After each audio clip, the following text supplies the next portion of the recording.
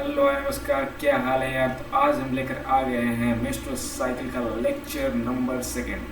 तो पहले लेक्चर में हमने देखा था कि मेट्रो साइकिल क्या होता है, इसका ड्यूरेशन कितना होता है, ये कब स्टार्ट होता है, कब एंड होता है, और ओव्यूलेशन क्या होता है। ये सारी चीज़ हमने पहले लेक्चर में देखा था। आज हम देखने वाले हैं फेजेस ऑफ मेट्रो साइकिल। तो क्या क्या फेजेस होते हैं मेट्रो साइकिल में बेसिकली। तो अगर हम रफली इसको डिवाइड करें तो मेट्रो साइकिल कितना 4 फेज में डिवाइड है। कौन कौन सा फेज है? Menstrual phase, right. उसके बाद आता है प्रोलिफरेटिव फेज, प्रोलिफरेटिव फेज। इसके बाद आता है ओव्यूलेशन, जिसको हम लोग बोलेंगे ओव्यूलेटरी फेज। और जो सबसे लास्ट फेज होता है उसको बोलते हैं ल्यूटियल फेज। तो ये रफ बेसिस पे है, बट इसको हम लोग सिंप्लीफाई करेंगे 2 फेज में।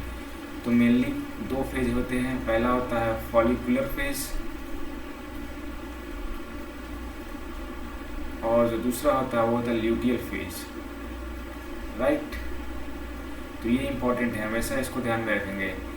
चलो स्टार्ट करते हैं नेक्स्ट टॉपिक। उसके बाद फेजेस एक बार फिर से देख लेते हैं। तो 2 फेज होता है। पहला फेज जिसको हम लोग बोलेंगे फॉलिकुलर फेज, ऑल राइट। और जो दूसरा फेज होगा उसको हम लोग बोलेंगे ल्यूटियल फेज। और ये दोनों फेजेस एक दूसरे से सेपरेट होते हैं बीच में ओव्यूलेशन के द्वारा। दोनों के बीच में ओव्यूलेशन आता है, इन 2 फेज को सेपरेट करता है। फर्दर फॉलिकुलर फेज को हम डिवाइड करते हैं 2 पार्ट में। पहला पार्ट होता है उसको हम बोलेंगे मेंस्ट्रुअल फेज, राइट। और जो दूसरा पार्ट होगा उसको हम लोग बोलेंगे प्रोलिफरेटिव फेज। ओके, तो चलो स्टार्ट करते हैं पहले फॉलिकुलर फेज। तो फॉलिकुलर फेज क्या होता है? तो फॉलिकुलर फेज वो टाइम ड्यूरेशन होता है जहाँ से ऑनसेट ऑफ ब्लीडिंग, जब फीमेल के बॉडी में ब्लीडिंग स्टार्ट होता है, to the day of ovulation. Onset of bleeding to day of ovulation, right. तो ये जो ड्यूरेशन होता है इसको हम लोग बोलेंगे क्या? Follicular phase. Duration from onset of bleeding to day of ovulation, इसको बोलेंगे फॉलिकुलर फेज। फॉलिकुलर फेज ओव्यूलेशन के पहले आता है, इसीलिए हम इसको बोलेंगे pre ovulatory phase, right. Ovulation के पहले आता है, इसको बोलेंगे प्री ओव्यूलेटरी फेज। इसका ड्यूरेशन की बात करें तो 1 to 13 डेज, 14 डेज। अगर मेंस्ट्रुअल साइकिल कितना 28 दिन का हो तभी 1 से 13 या 14 डेज होगा। अब मेंस्ट्रुअल फॉलिकुलर फेज 2 पार्ट में डिवाइडेड है, मेंस्ट्रुअल फेज और प्रोलिफरेटिव फेज। तो पहले मेंस्ट्रुअल फेज को देखते हैं। तो मेंस्ट्रुअल फेज क्या होता है? इसमें जो ये यूटेरस दिख रहा है, इसका एंडोमेट्रियम जो लाइनिंग है वो ब्रेक करता है। ये लाइनिंग इस तरह से ब्रेक करता है और ये फीमेल का बॉडी से डिस्चार्ज होता है बाहर। किसके साथ? ब्लड के साथ, म्यूकस के साथ, राइट। मेंस्ट्रुअल फेज को क्या बोलते हैं? इसमें ब्लीडिंग होता है, bleeding from female reproductive tract, right.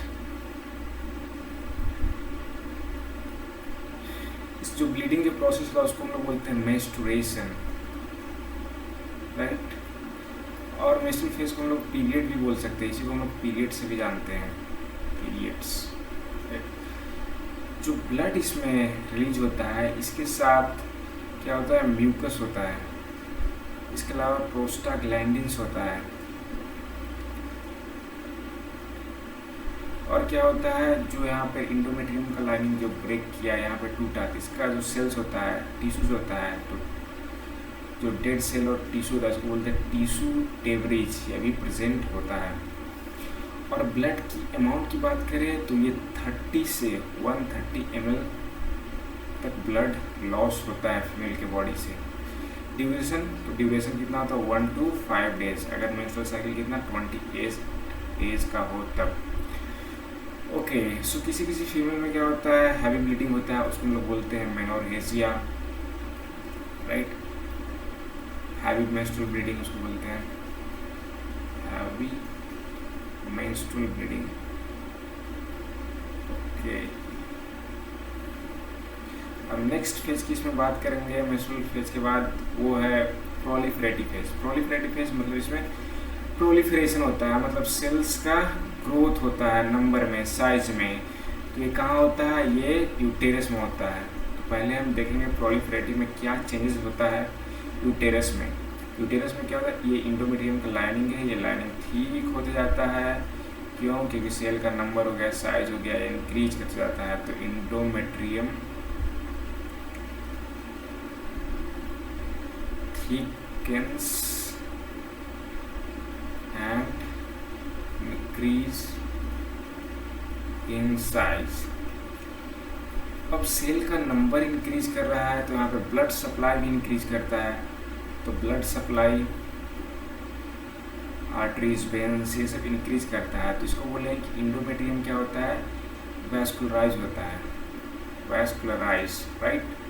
तो वैस्कुलर होते जाता है, ब्लड सप्लाई इंक्रीज करते जाता है। और फाइनली जो लास्ट चेंजेस इसमें देखा जाता है वो है कि यहाँ पे ग्लैंड का डेवलपमेंट होता है, जो कि अलग अलग तरह के म्यूकस रिलीज करते हैं, जो कि बेबी को प्रोटेक्ट करने के लिए, प्रेगनेंसी को प्रॉपर तरीके से कंसीव करने के लिए इम्पॉर्टेंट होता है। तो इसमें ग्लैंडुलर होते जाता है, मतलब कि ग्लैंड का डेवलपमेंट होते जाता है यूटेरस के लाइनिंग में, इंडोमेट्रियम में। तो ये जो सारे चेंजेस हैं ये कौन करवाता है, ये करता है एस्ट्रोजन। एस्ट्रोजन करता है। ये क्या है, एक तरह का हार्मोन है, फीमेल के बॉडी में प्रेजेंट होता है। ओके, अब देखिए क्या चेंजेस होता है प्रोलिफरेटिव फेज में इन द ओवरी। ओवरी में क्या बदलाव हो रहा है वो देखेंगे। तो ओवरी में पहले क्या होता है, यहाँ से यहाँ तक जो भी चेंजेस दिख रहा है, राइट, तो ये चेंजेस होता है प्रोलिफरेटिव फेज में।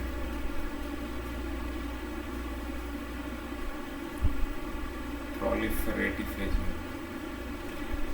ओके, तो क्या होता है, इसमें अलग अलग तरह का फॉलिकल दिख रहा है। जैसे यहाँ पे है प्राइमोडियल फॉलिकल, यहाँ पे दिख रहा है प्राइमरी फॉलिकल, फिर ये सेकेंडरी फॉलिकल में फर्दर ये डेवलपिंग फॉलिकल होता है और ये मैच्योर करता है, इसको बोलते हैं ग्राफियन फॉलिकल, और फाइनली रप्चर कर जाता है। तो ये चेंजेस दिखाता है ओवरी में। पहले क्या होता है, पहले इसमें से अलग अलग फॉलिकल है, इसमें से एक फॉलिकल को सिलेक्ट किया जाता है। तो क्या होता है, पहले फॉलिकल इज सिलेक्टेड, ढेर सारा फॉलिकल, फॉलिकल इज सिलेक्टेड। उसके बाद क्या होता है, इस फॉलिकल को, ये फॉलिकल कब सिलेक्ट किया जाता है, on fourth day.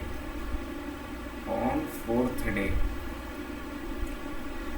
Day of menstrual cycle को सिलेक्ट किया जाता है। इसको हम लोग बोलेंगे डोमिनेंट फॉलिकल। जैसे ये फॉलिकल मान लो सिलेक्ट हुआ, राइट, इस फॉलिकल को हम सिलेक्ट किए, इसको बोलेंगे डोमिनेंट फॉलिकल। और ये फॉलिकल बाद में क्या होता है, मैच्योर होता है, अपना साइज में, थिकनेस में ग्रोथ करता है, मैच्योर होता है। और ये मैच्योर करता है, उसको हम लोग बोलेंगे ग्राफियन फॉलिकल, राइट। जब ये मैच्योर हो जाएगा पूरी तरह से, तो इसको बोलेंगे क्या, ग्राफियन फॉलिकल। और फाइनली जब 14th डे आता है मेंस्ट्रुअल साइकिल का, तो उस दौरान क्या होता है, ये फॉलिकल रप्चर कराता है और यहाँ से ओवम का रिलीज होता है। फॉलिकल फट जाता है और यहाँ से ओवम निकल जाता है, ठीक है। तो ये क्या होता है, rupture to release ovum. Ovum को रिलीज करने के लिए ये रप्चर होता है। कौन से दिन, 14th डे, दैट इज, उसी को हम लोग क्या बोलेंगे, ओव्यूलेशन। ओके, सो ये सारे चेंजेस देखे जाते हैं ओवरी में। नेक्स्ट फेज के बारे में बात करें तो वो है ल्यूटियल फेज। तो ये टाइम ड्यूरेशन कहाँ से कहाँ तक होता है, ये ड्यूरेशन होता है फ्रॉम ओव्यूलेशन, ओव्यूलेशन से स्टार्ट होता है, टू नेक्स्ट मेंस्ट्रुअल ब्लीडिंग, अगला जो मेंस्ट्रुअल ब्लीडिंग होता है तब तक ये टाइम पीरियड होता है, उसको बोलेंगे ल्यूटियल फेज। तो ल्यूटियल फेज का कितने दिन का होता है, यह 14 डे का होता है और ये हमेशा फिक्स होता है। अगर मेंस्ट्रुअल साइकिल चेंज भी हो रहा है फिर भी हमेशा 14 डे का होगा। तो ये एक नोट करने वाली बात है क्या, कि length of, right, length of luteal phase, right, always remain constant, always remain constant, मतलब ये हमेशा फिक्स होता है, इररिस्पेक्टिव ऑफ साइकिल लेंथ, मतलब क्या कि अगर मेंस्ट्रुअल साइकिल का लेंथ 30 डेज का हो गया या फिर 21 डेज का हो गया तो ये चेंज हो सकता है मेंस्ट्रुअल साइकिल का डेज, लेकिन जो ल्यूटियल फेज होता है वो हमेशा कांस्टेंट होगा। कितना दिन का होगा? 14 डेज का, राइट। इसके बाद इसको हम लोग बोलते हैं पोस्ट ओव्यूलेटरी फेज, क्योंकि ये ओव्यूलेशन के बाद आता है इसलिए हम लोग इसको बोलते हैं पोस्ट ओव्यूलेटरी फेज, राइट। तब इसके बाद देखेंगे क्या चेंजेस होता है यूटेरस में ड्यूरिंग द ल्यूटियल फेज। तो चेंजेस सेम होता है जो प्रोलिफरेटिव फेज में होता है, लेकिन इसमें थोड़ा चेंजेस ज़्यादा अमाउंट में होता है। जैसे कि प्रोलिफरेटिव फेज में क्या होता है, इंडोमेट्रियम का लाइनिंग यहाँ पे ठीक हो जाता है, तो यहाँ भी क्या होता है, इंडोमेट्रियम थिकन्स, मोर थिकन्स, पहले ज़्यादा ठीक हो जाता है, राइट। इसके अलावा क्या होता है, फिर ब्लड वेसल का डेवलपमेंट होने लगता है। इसके बाद ब्लड वेसल यहाँ भी डेवलप होता है, तो ये मोर वेस्कुलर हो सकता है। इंडोमेट्रियम जो होता है मोर वेस्कुलर, ज़्यादा वेस्कुलर होता है। और इसमें ग्लैंड पहले से ज़्यादा मात्रा में डेवलप हो जाता है, ज़्यादा अमाउंट में ग्लैंड इसमें देखा जाता है। इतना ग्लैंड होता है कि इसमें फिर म्यूकस का रिलीज होने लगता है, तो carbohydrate rich mucus is secreted. तो ग्लैंड का अमाउंट बढ़ जाता है तो कार्बोहाइड्रेट म्यूकस सिक्रेट होता है। क्योंकि म्यूकस सिक्रेट होता है, इस फेज को हम लोग सेक्रेटरी फेज ही बोलेंगे, सेक्रेटरी फेज, ओके। और ये सारे जो चेंजेस हो रहा है यूटेरस में, ये कौन करता है? पहला हार्मोन जो होता है ईस्ट्रोजन, राइट। पहला हार्मोन जो होता है उसको बोलेंगे ईस्ट्रोजन। कौन करता है? ईस्ट्रोजन। और दूसरा होता है उसको बोलते हैं प्रोजेस्टेरॉन, प्रोजेस्टेरॉन। तो ये दो हार्मोन चेंजेस करवाता है यूटेरस में। इसके बाद क्या चेंजेस होता है ओवरी में, राइट। तो ये इंडोमेट्रियम का लाइनिंग हमको दिख रहा है, जब ल्यूटियल फेज यहाँ पे है तो किस तरीका से ये ठीक हो रहा है, ये राइट, ये ठीक हो रहा है इंडोमेट्रियम। पहले भी ठीक हो रहा था, ये जो कि था प्रोलिफरेटिव फेज में, राइट, प्रोलिफरेटिव फेज में ठीक हो रहा था, लेकिन पहले से ज़्यादा ठीक हो गया। और पहले ब्लड वेसल डेवलप हो रहा था इस तरीक़ा से, लेकिन अब ब्लड वेसल ज़्यादा अमाउंट में डेवलप हो रहा है, ये दिख रहा है। पहले कम अमाउंट में था, राइट, यहाँ पे। और ये ओव्यूलेशन यहाँ पे हो रहा है 14-13, ओके। सो अब क्या होता है, अब क्या चेंजेस ओवरी में दिखाया था? तो ये जो चेंजेस था ये था प्रोलिफरेटिव फेज के दौरान। कब था? प्रोलिफरेटिव फेज में। और ये है 14th डे जहाँ पे ओव्यूलेशन हुआ। अब इसके बाद जो चेंजेस होगा यहाँ से लेकर यहाँ तक, ये कब होगा? ये चेंजेस होगा in the luteal phase, right. तो क्या होता है ल्यूटियल फेज में? क्या होता है कि ये जो फॉलिकल जो रप्चर करता है, ये रप्चर जो फॉलिकल दिख रहा है यहाँ पे, ये पहले चेंज हुआ था कॉर्पस हेमोरेजिकम में। मतलब कि कॉर्पस हेमोरेजिकम मतलब इसमें ब्लड फील्ड हो जाता है। फर्दर इसमें क्या होता है और चेंज होकर ये चेंज होता है कॉर्पस ल्यूटियम में, राइट। ये कॉर्पस ल्यूटियम दिख रहा है।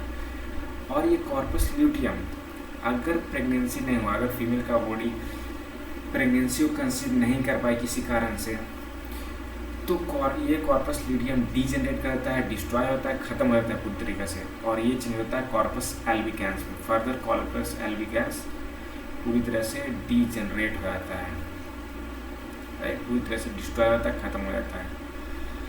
तो क्या इसमें चेंजेस होगा? पहले रप्चर फॉलिकल होगा, राइट। ये रप्चर फॉलिकल क्या करेगा?